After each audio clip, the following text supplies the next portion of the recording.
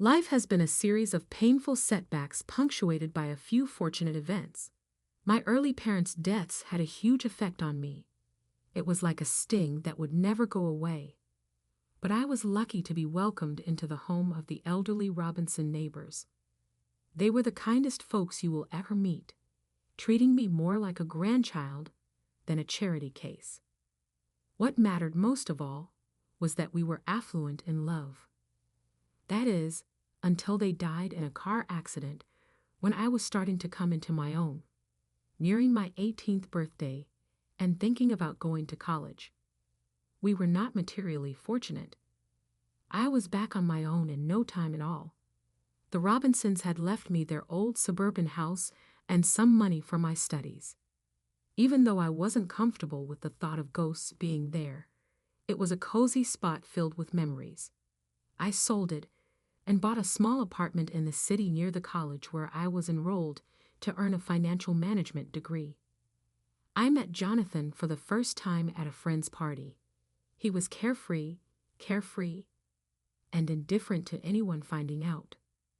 We hit it off immediately away, so much so that when he bumped into me, I dropped my drink. His enthusiasm was infectious. "Hey, watch it," I exclaimed, more surprised than angry. "All right, I apologize. I'll make it right for you." "What did you drink?" Jonathan replied with a brazen smile. "Just beer," I murmured, attempting to control my own smile. He turned to face the improvised bar and yelled above the music, "2 beers coming right up." That was Jonathan in a nutshell, uncomplicated, direct, and fuss-free. We spoke about everything and nothing for the entire evening. It turned out we both detested sushi and adored vintage films. Talking with him felt effortless, and as the celebration came to an end, I found it difficult to say goodbye. His proposal came a year later while we were watching TV together, just the two of us. He fumbled a ring out of his pocket and said, "Marry me," clutching it so tightly that I was afraid he would shatter it.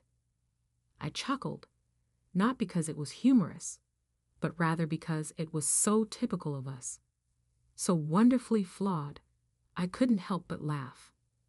"Yes, of course, you big goof." Getting married initially brought little change. It felt right that we were the same, but now legally obligated. We made ourselves at home in my tiny downtown flat. Being together made the quiet evenings feel less empty for the first time in a long time, and life felt full. Marriage brings certain conveniences, but you can never feel too comfortable in life before something unexpected happens. Mr. and Mrs. Thomas, Jonathan's parents, were treasures. They greeted me warmly from the beginning, welcoming me into their comfortable suburban house. I could sense Jonathan's laid-back personality emanating from them. Their kindness was a balm to my frequently hurting heart, which was still raw from my own familial losses. "Jasmine, we're so happy you're part of our family now," Mrs. Thomas would often say, squeezing my hand in a way that was both overwhelming and encouraging. "I'm grateful," I would reply honestly. "Thank you so much for being so welcoming." We started making time for them every weekend. Backyard barbecues and long talks over steaming cups of coffee characterized those days. Simple, honest, and good, until it wasn't. Jonathan had to embark on a year-long work trip that took him out of state. Although the timing was unfortunate, it was a great opportunity for his career. Sadly, Mr. and Mrs. Thomas's health declined rapidly as soon as Jonathan departed. One day, Mrs. Thomas called, her voice heavy with unshed tears. Bless her heart to Jasmine, she began shakily. "We need your help. I'm sorry to bother you, but I could really use your assistance. Mr. Thomas is not doing well." It disturbed me to see Mr. and Mrs. Thomas looking so thin. He had always been rock solid and unwavering, but now he appeared smaller, connected to life by a tangle of medical tubes. I settled into their domestic routine, taking care of the cooking and cleaning while Mrs. Thomas attended to her husband's needs. I often spent my evenings reading aloud from his favorite classics. On good days, he would mumble, "Thank you, Jasmine," his voice losing some of its former strength. "It's my pleasure, really," I would reply, holding his hand and attempting to console him with a kind touch. One calm day, while I was preparing vegetables for dinner, Mrs. Thomas sat down at the kitchen table. Her worried expression made her appear older than she was. She wrung her hands anxiously and said, "Jasmine, I don't know where to start, but we're having a slight issue. Mr. Thomas was the main earner, you know, and with him like this." I put down the knife and focused entirely on her. "Honey, we're in a hurry. Would you think about renting out your apartment? I hate to even ask, but maybe it will help us get through this difficult time." She looked down, obviously mortified. Her comments hung heavy in the air. I felt sorry for them. When I had no family, they took me in and gave me one. How could I refuse? I tried to lighten Mrs. Thomas's load.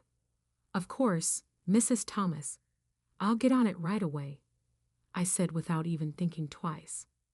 The apartment quickly found a tenant, and I diligently sent Mrs. Thomas the monthly rental income, along with funds for groceries and any unpaid bills.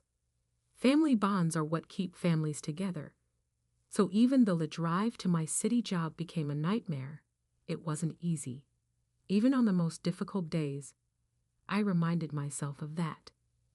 Every time I gave Mrs. Thomas the money, she would express her relief by saying, "You're a godsend, Jasmine." My only comfort came from Jonathan's calls. His voice was a portal to another world. "How are things going, Jazz? Are you doing all right?"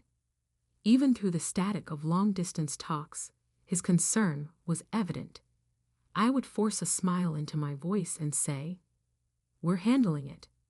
Don't worry about us," to avoid adding to his anxiety. Then came Mrs. Thomas's daughter, Courtney, from her first marriage. Her sudden appearance caused a radical shift in the Thomas household dynamic. The atmosphere changed instantly.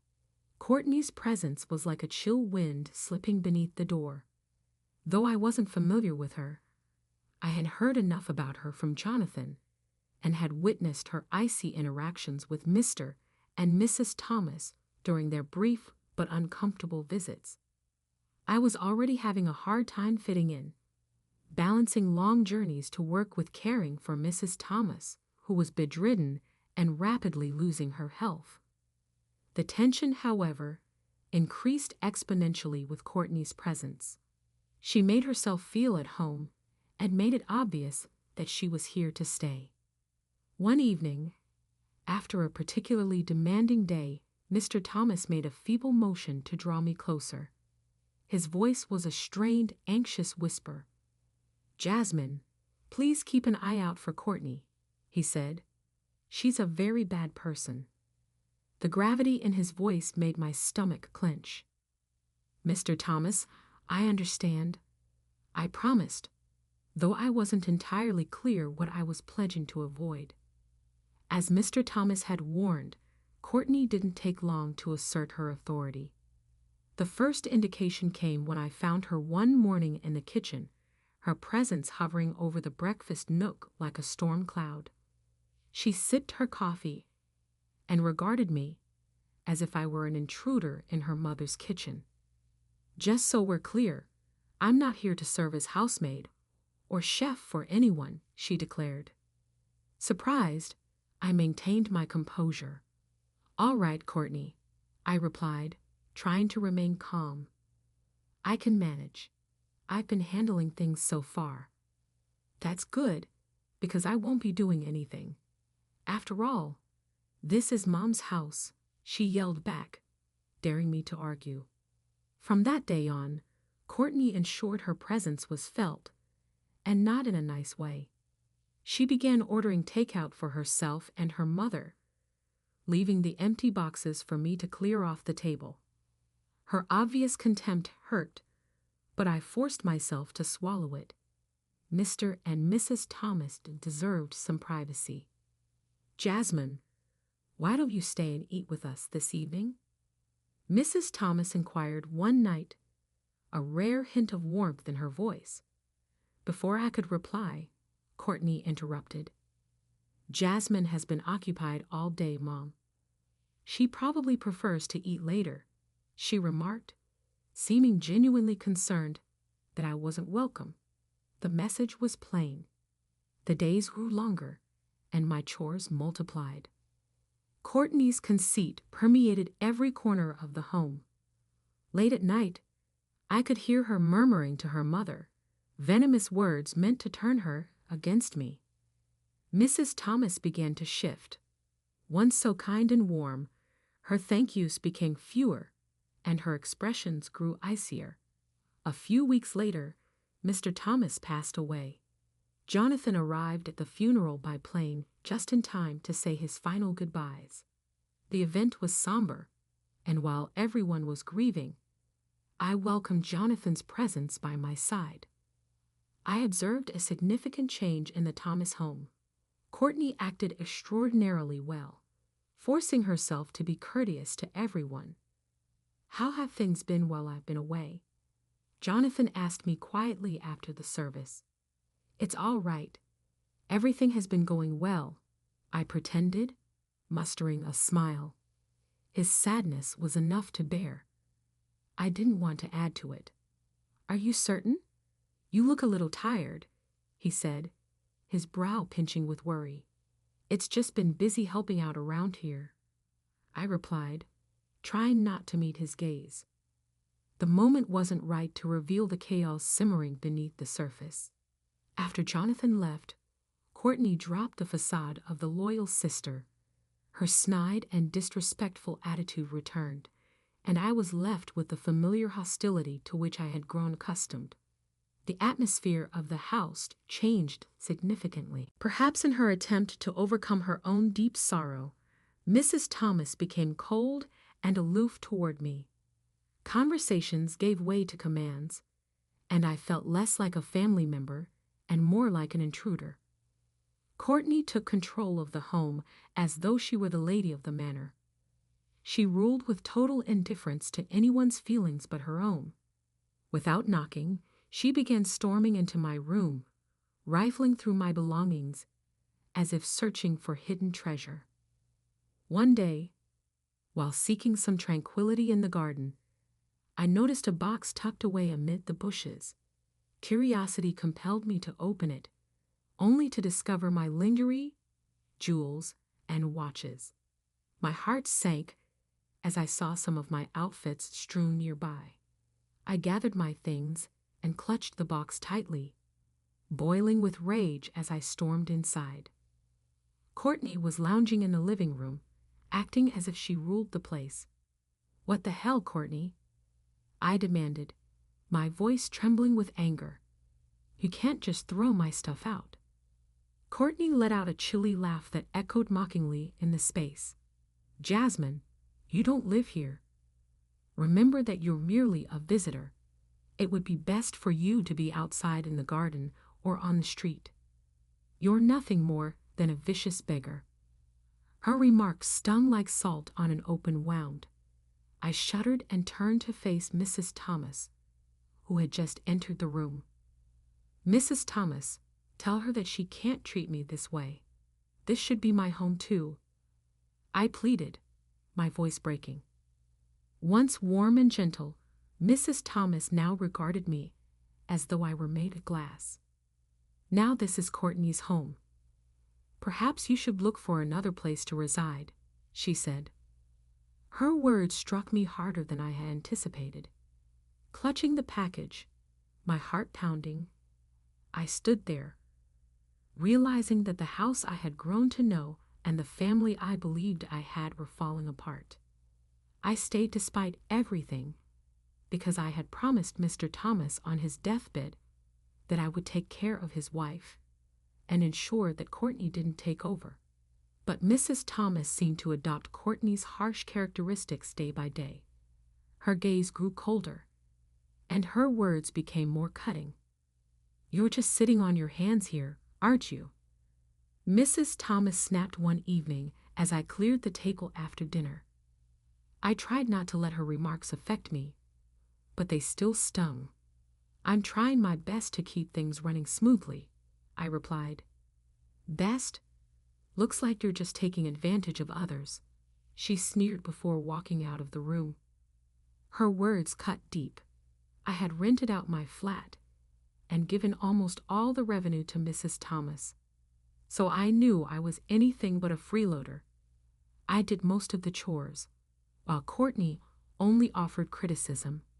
Dependent on her mother's pension, Courtney was relentless. "What does my brother even see in you?" she taunted every night, her voice audible through the thin walls. I reminded myself of my commitment while biting my tongue to contain my rage and irritation. The environment in the house had turned into a hostile minefield, oppressive and unbearable. One evening, I arrived home early from work to find everything off balance. Unaware of my arrival, I entered the living room and found Courtney and Mrs. Thomas engaged in a contentious argument. "We must persuade her to sell her apartment," Courtney said, her tone calculated and selfish. "You know how much we could use that money." "Indeed, but how can we persuade her? Jasmine won't simply give it to me," Mrs. Thomas retorted, sounding frustrated. "Mom, leave it to me. I'll gently persuade her to do it. We can finally live the lives we deserve after she signs it over," Courtney said, her words slithering through the air like a snake. It was a sobering reality check to hear them scheme to deprive me of my only source of financial stability. Fear coursed through me, and my heart raced. Unable to stay, I quietly retreated to my room. They intended to steal everything from me, and I could not remain in that house after this. With shaking hands, I hurriedly packed my belongings, feeling as if every moment spent there was a countdown to catastrophe. They didn't deserve farewells, so I didn't bother. I slipped out the back door and called a cab to take me to the station. As I sat on the train headed to Jonathan's state, my mind raced with questions. Would Jonathan understand? Would he support me? Although I was terrified of what might happen if I stayed, the uncertainty was still unbearable. I gazed out the window, taking in the passing scenery as a mixture of resolution and anxiety settled in my chest. Jonathan responded to my arrival at his apartment with a mix of surprise, relief, and a barrage of inquiries. When he opened the door and saw me standing there with my bag in hand, appearing as stressed as I was, his eyes grew wide. "Jasmine, why are you in this place? Is everything in order?" he asked, moving aside to let me enter. I paused, soaking in the cozy, comfortable sight of his makeshift residence. "Jonathan, it's not okay at all. Not at all," I answered, letting my voice trail off. With a worried expression, he guided me to the couch. "Talk to me, sweetheart. How come?" he pleaded. I told him everything, even the last straw. The scheme to force me to sell my apartment and the worsening circumstances at home, as well as Courtney's return. Before this, I hadn't wanted to bother him or cause him further stress while he was gone at work. I spoke, and with each word, Jonathan's face grew darker. His jaw was clenched, and his fists clenched. By the time I was done, his voice was a mixture of worry and rage as he said, "Why didn't you tell me any of this before?" I didn't want to agitate things more. I felt stupid now, but I believed I could take it, I admitted. With a furious outburst, he exclaimed, "Damn it, Jasmine. You shouldn't have taken on anything like that alone. He got up to pace the space. I cannot comprehend how my mom and Courtney would treat you this way. He paused and fixed his piercing gaze on me. My wife will not be treated this way by anyone. There's no way, he exclaimed, removing his phone. With my heart racing, I watched as he called his mother. Barely twice did the phone ring before she answered. Jonathan's shoulders were too tight for me to hear what she was saying. Mom, we need to end this. I'm aware of everything, and I refuse to put up with it. You may forget about our assistance if Courtney stays, and if you don't start treating Jasmine with dignity, Jonathan said. No more money. No more nothing, in a tone that left no space for disagreement. After a short, heated argument, there was stillness. Jonathan gripped the phone more tightly. At last, he muttered, Fine, if that's your choice, then I've made mine, and hung up. His expression softened as he turned to face me. Looks like we're all alone now, sweetie. That's all we require, he remarked as he walked up to embrace me. I leaned against him, the security of his arms protecting me from the tumultuous wave of feelings. I whispered, Just us, realizing that what he had said was true. Now that we were alone, it felt acceptable in some way. I talked into the night with Jonathan. We talked about realistic topics like my work-from-home schedule and our budget, without having to worry about taking on the additional burden of helping his mother, Courtney. It seemed like we were starting a new chapter together, just the two of us. We are all in this together, no matter what. It's just me and you versus the world, right? Right. Jonathan grinned determinedly and replied. With him by my side against the outside world, I felt more assured and replied, Right, grinning back. The following few days were packed with activities. Thankfully, my employer agreed to let me work remotely after I reached out to them. Jonathan assisted me in removing my belongings from storage and organizing my home office into his living room's corner. It was ours, even though it wasn't ideal. After we had been at peace for a week, I received a call that startled me like a ghost from another life. Mrs. Thomas was the one. Her voice, which had once sounded lovely to me, now radiated a mixture of boldness and desperation. Jasmine, why am I not receiving my payment for this month? You understand how much we rely on it, she immediately insisted. For a time, I was struck into silence. She had unreal nerves. I'm sorry, but after everything, you really expect me to continue supporting you? I asked, my tone more one of incredulity than anger. I could hear Courtney's strident, angry voice in the background. She is merely an inconsiderate girl. Make her send the funds over, Courtney growled. I saw Mrs. Thomas's horrified expression pass before my eyes. But we're family, she at last uttered, her voice appealing and angry at the same time. No, family doesn't behave like one another, I said firmly. Goodbye, Mrs. Thomas, and hung up before she could answer.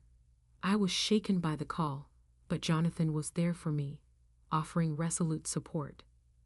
Jasmine, you made the correct decision. He put an arm around my shoulders and soothed me, saying, It's time they learned to stand on their own. Soon after we had returned to our hometown, we received yet another surprise. I was expecting it. We were pleasantly surprised by the news, and the future appeared full of opportunities. We decided that it was time to sell my flat and purchase a modest suburban home close to a reputable school so that our child could grow up there. Mrs. Thomas gave us another call as we were organizing our move. This time her tone was different, more frantic, almost pitiful. I apologized for my mistake. Courtney seized the money, made me sell the house, and left me with nothing. Could I maybe move in with you and Jonathan? Her request sent a shiver down my spine, and her voice was unsteady. This was a test of my determination after all. When you united with Courtney against us, Mrs. Thomas, you decided to go this route. You could have made a different decision, I murmured, maintaining a steady tone despite my internal anguish. You have a good heart. Even if I know that I have made mistakes, are you unable to pardon an elderly woman for her poor decisions? She begged. I sighed, knowing the suffering her decisions had caused, but yet feeling sympathy. Even though I've long since forgiven you, that doesn't mean I can welcome you back into my life, I answered. You have to live with the consequences of your actions just as I have. And hung up. I stubbornly blocked her number with a tap. We proceeded with our plans and bought a cube house with a small garden for our kids to play in. It was one of those slow Sunday mornings when you take your time reading the newspaper and sipping coffee. A headline that drew my attention as I turned the pages said, "Local woman arrested for massive fraud scheme." There I saw Courtney, looking defeated and chained, staring back at me from the page. I couldn't help but feel a wave of shock, and to be honest, slight vindication. I yelled out, "Look at this, Jonathan," and held up the newspaper for him to see. This is Courtney. She was sent into custody for fraud. Jonathan picked up the newspaper and studied the story with a serious look on his face. Whoa, it's a lot to process. Even though I can't say I'm surprised, I answered, feeling a sense of finality I wasn't aware I needed. Yeah, it is, but she made decisions, and now she's facing the consequences. Eventually, we heard from acquaintances that Mrs. Thomas was working 2 jobs and living in a small apartment to make ends meet. The debt Courtney had left her was too much for her pension to pay off, in addition to her living expenses. Did you hear about your mom? When they went over for a backyard cookout one evening, Jonathan's friend Jihan brought it up. Yeah, I heard, Jonathan said as he continued to flip hamburgers on the grill. There was a hint of grief in his voice, but it was balanced by determination. John, she made her own decision. Although difficult, that is the reality. Nodding, John recognized the unwritten rules. You're correct, dude. I just felt you ought to be aware. After that, the topic of conversation changed to more light-hearted talk about work and sports. In the evening air, both we and life had moved on. The moment Lisa was born, the happiness we were experiencing became truly evident. Everything changed when I became a mom. It changed our aspirations and ambitions. It even filled some of the old scars with fresh love, healing them. Can you believe she's ours? One night, while Jonathan and I watched Lisa sleep soundly in her cradle, I murmured to her. His gentle reply, "I know," was given as he put his arm around my shoulders. "She's perfect," Jonathan returned. Just perfect, his voice full of feeling.